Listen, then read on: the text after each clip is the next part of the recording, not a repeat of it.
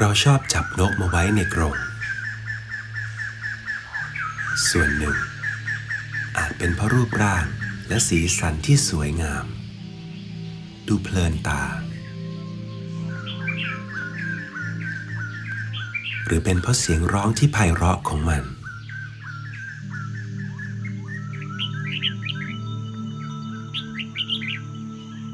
หลายคนมีความสุขที่ได้ใกล้ชิดกับนกพูดคุยกับมันดูมันกระทั่งตกหลุมรักมันเอาไปอวดให้เพื่อนดูเอาไปเข้าประกวด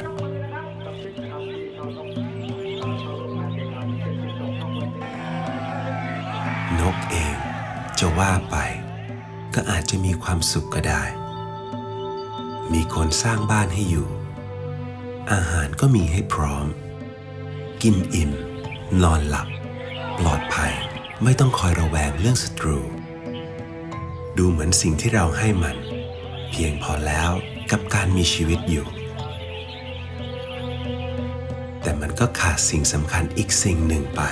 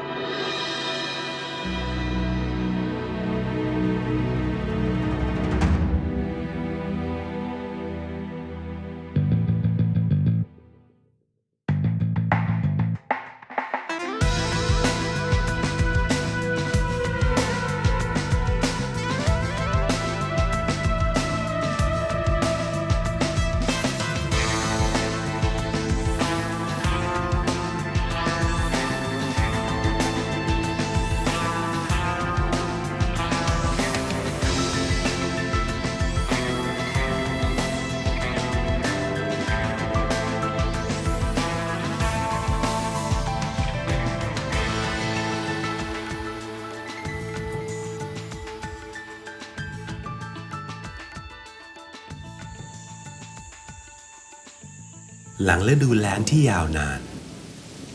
ในที่สุดฝนก็เริ่มโปรยลงมาป่ากลับมามีชีวิตชีวาหญ้าเริ่มระบาดเต็มท้องทุ่ง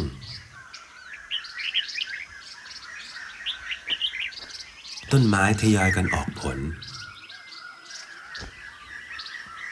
ชีวิตเล็กๆได้กลับมาหากินกันอีกครั้ง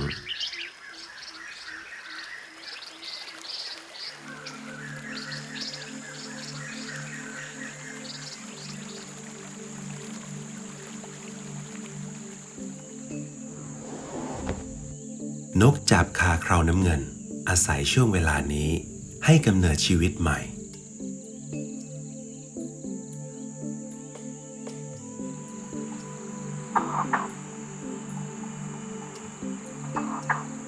เสียงร้องของมันส่งสัญญาณบอกลูกในรังให้ออกมารับอาหาร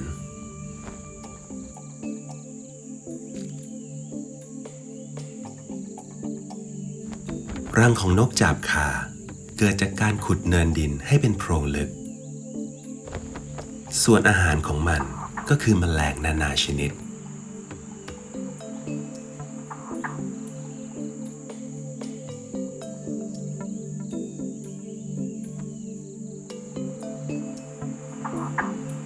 โดยเฉพาะอาหารจานสำคัญคือผึ้งแต่ก่อนที่จะกินแมลงมีพิษอย่างนี้ได้มันต้องฟาดแล้วก็ฟาดจนผึ้งปล่อยเหล็กในออกมา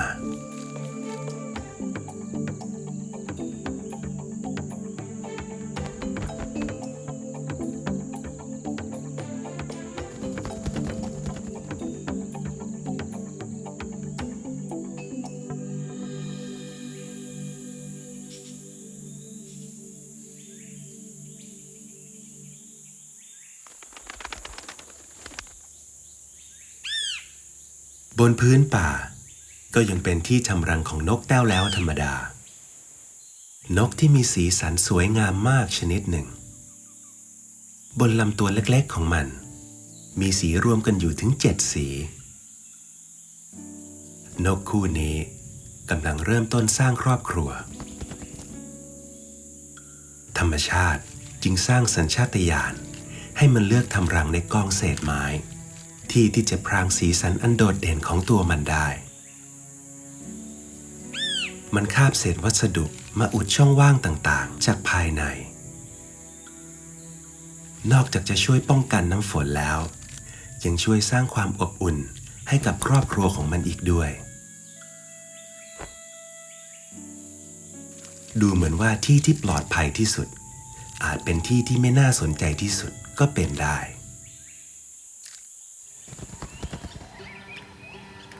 รูปแบบของรังนกมีอยู่มากมายเหยี่ยวนกเขาชิคราทำรังแบบง่ายๆเพียงนำกิ่งไม้มาวางขัดกันไว้บนยอดไม้เช่นเดียวกับรังของนกกระลิงเขียดพ่อและแม่ของนกจับแมลงจุกดำหมั่นเข้าป้อนอาหารลูกน้อยในรังเล็กๆที่สานเป็นรูปถ้วย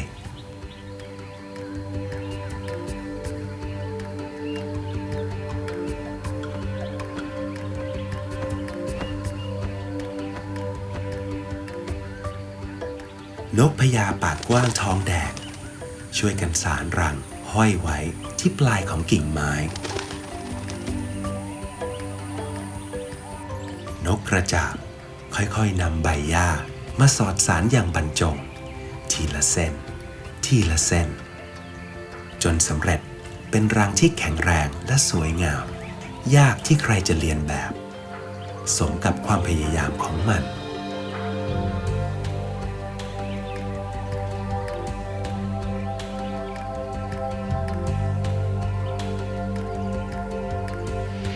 นกเงือกสีน้ำตาลเลือกทำรังในโพรงและโพรงที่มีขนาดใหญ่พอที่จะเลี้ยงดูลูกๆของมันได้ก็ต้องอยู่ในต้นไม้ที่ใหญ่พอเท่านั้น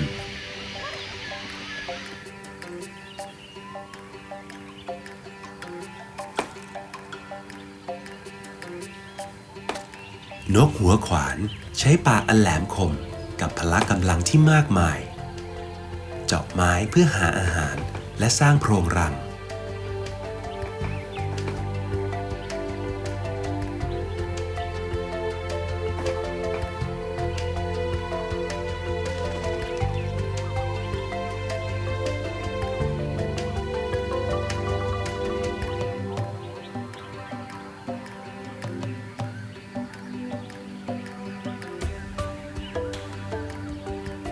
ปากรังของนกหัวขวาน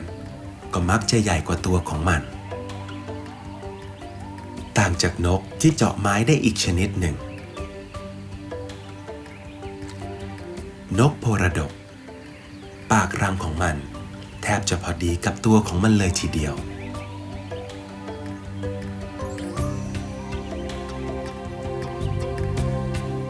จนบางครั้งก็ทำให้การเข้าออกเป็นเรื่องยากลำบากอยู่เหมือนกัน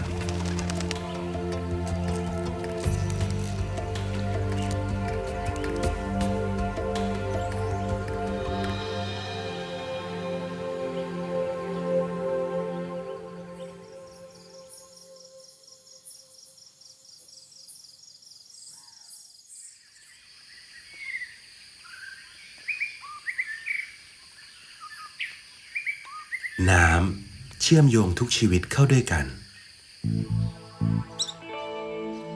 และสายน้ำแห่งนี้เชื่อมเอานกบนท้องฟ้ากับปลาที่อาศัยอยู่ในน้ำเข้าไว้ด้วยกัน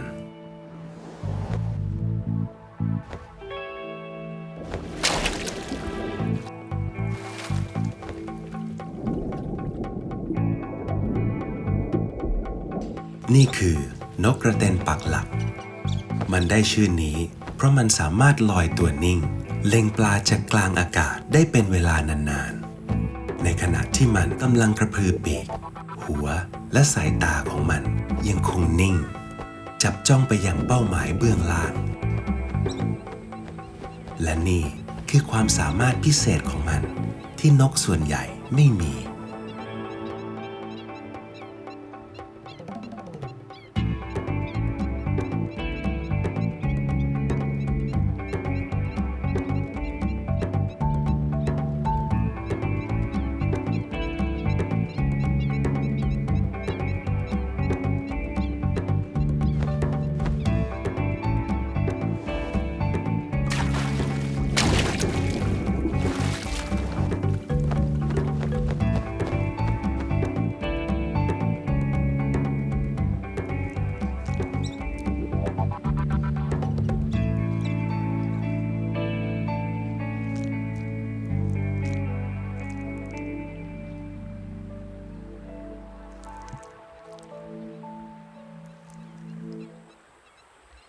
นกกระเต็นใช้ปากอันแข็งแรงบีบปลาจนกระทั่งตายแล้วค่อยๆจัดระเบียบมันจะกลืนปลาจากทางหัวเท่านั้นเพื่อไม่ให้ย้อนเกล็ด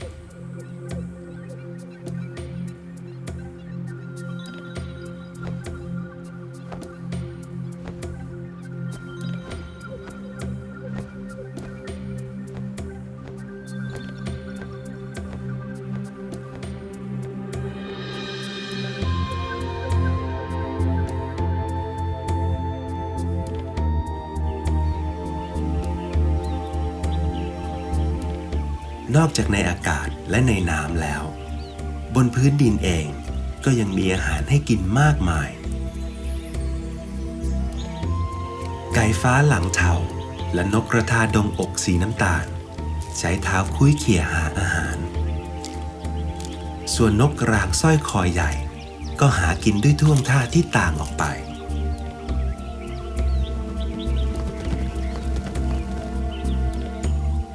บนพื้นดินไม่ได้มีแค่อาหารอันโอชะเท่านั้นแต่ยังเต็มไปด้วยอันตราย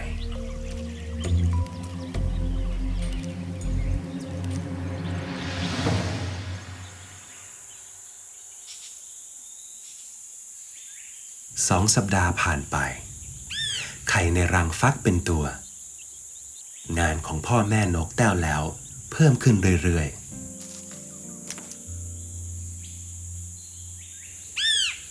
มันต้องหาอาหารมาป้อนมากขึ้นไส้เดือนคืออาหารหลักพ่อและแม่นกต้องหามาคราวละมากๆเพื่อให้เพียงพอกับความต้องการของลูกๆแต่ครั้งนี้พ่อนกได้จัดหาอาหารมื้อพิเศษที่ต่างออกไปจากเดิม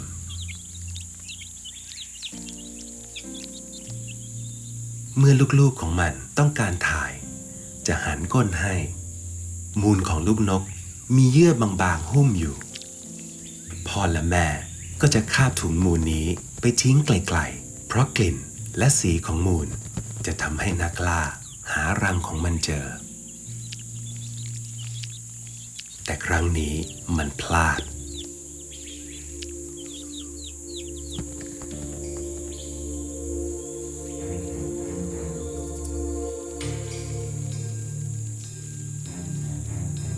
มดเหล่านี้มารุมกินเศษมูลและรุมกัดลูกนกที่มีขนปกคลุมอยู่น้อยนิดพ่อนกรีบเข้ามาช่วยมันพยายามจิกกินมดนั้นแต่เหมือนว่ามดจะไม่น้อยลงไปเลยพ่อนกพยายามอย่างเต็มที่จนตัวมันเองโดนกัดไปด้วย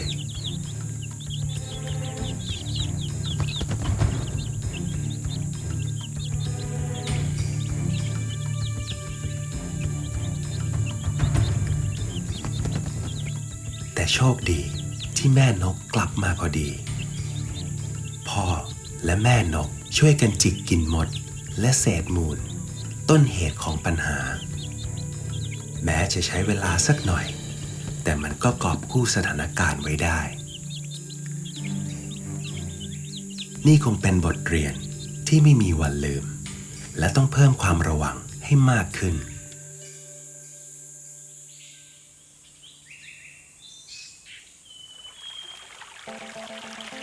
ในแอ่งน้ำเล็กๆกลางป่านี้นกต่างๆลงเล่นน้ำเพื่อทำความสะอาดร่างกายต่างชนิดก็มีลีลาส่วนตัวบางพวกก็ลงไปแช่ส่วนบางพวกก็ขอแค่บินโฉบไปโฉบมาเท่านั้น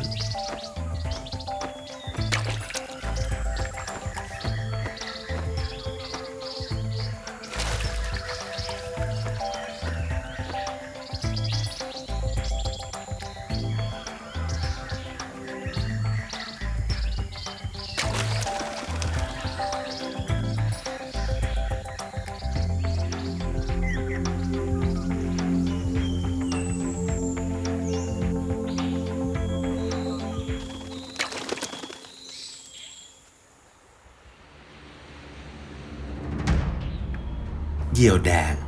หนึ่งในนกนักล่า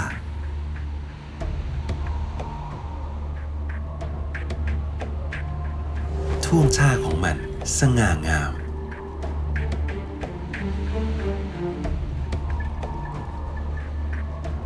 ปราดเปรียวทรงพลังและแม่นยำ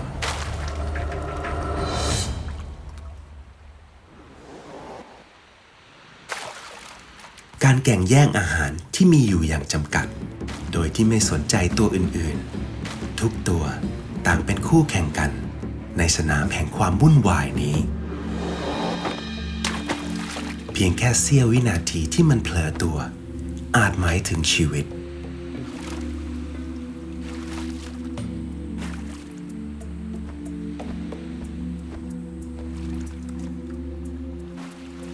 ตอนนี้มันทำได้แค่กระเสือกกระสนหาฝั่งให้เจอก่อนที่มันจะหมดแรง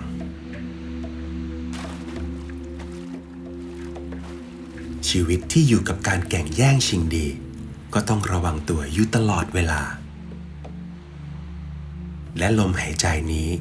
คงอยู่ได้อีกไม่นานหากมันไม่สามารถโผบินได้ดังเดิม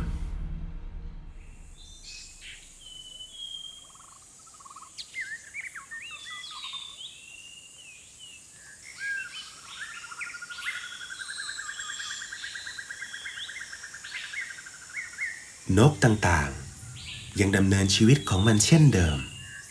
ยังคงขับกล่อมผืนป่าให้เต็มไปด้วยชีวิตชีวา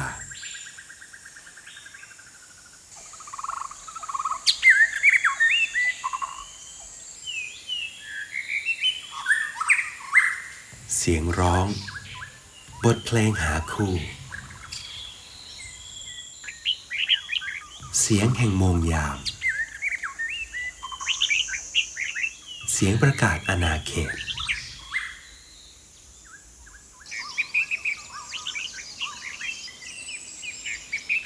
เสียงของชีวิต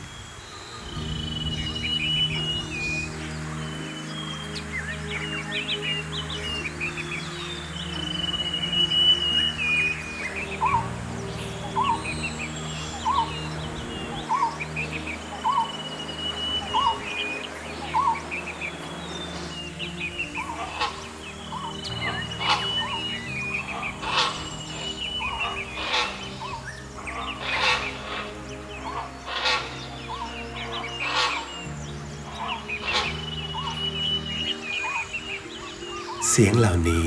จะยังคงอยู่ได้หากผืนป่ายังมีต้นไม้ให้อาศัยและมีอาหารเพียงพอสำหรับมัน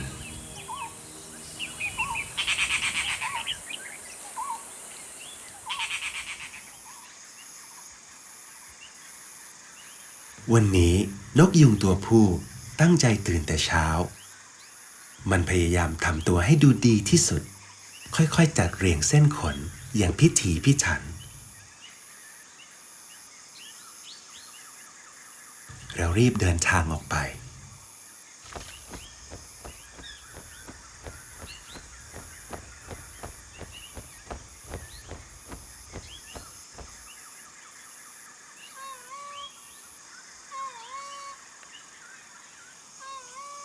เมื่อถึงลานโล่งมันเปล่งเสียงบอกตัวเมียถึงการมาของมัน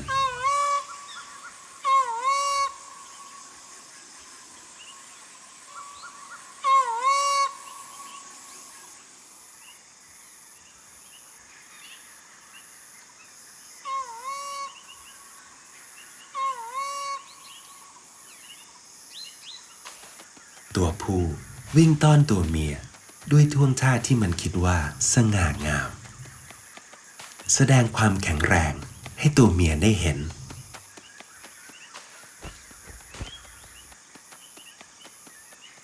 แต่ดูเหมือนตัวเมียจะยังไม่สนใจเมื่อความแข็งแรงอย่างเดียวไม่สามารถชนะใจได้มันจึงต้องใช้ความสวยงามเข้าช่วย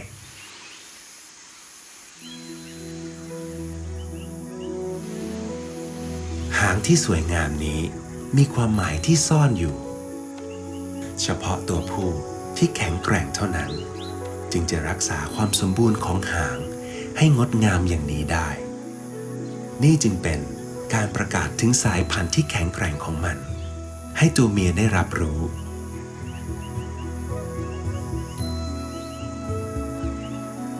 มันค่อยๆหันส่วนต่างๆให้ตัวเมียได้เห็นอย่างชัดเจน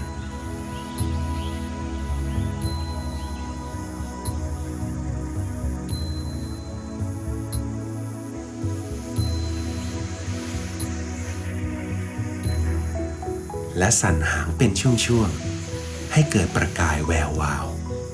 อีกทั้งยังทำให้เกิดเสียงเพื่อเรียกร้องความสนใจให้มากยิ่งขึ้น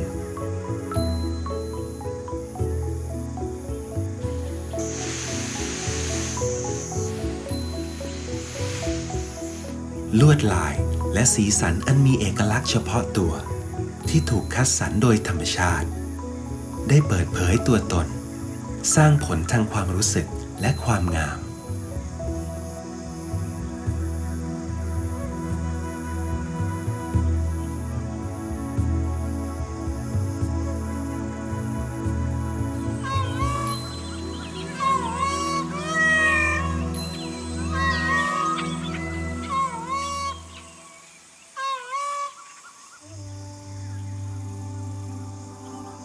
ชีวิตใหม่ถือกำเนิดขึ้นดำเนินไปตามวิถีทางของมันทำหน้าที่ตามสายพันธุ์ของมันความงามที่พวกเราได้เห็นคือความงามตามธรรมชาติของชีวิตที่ไม่ได้ถูกกักขัง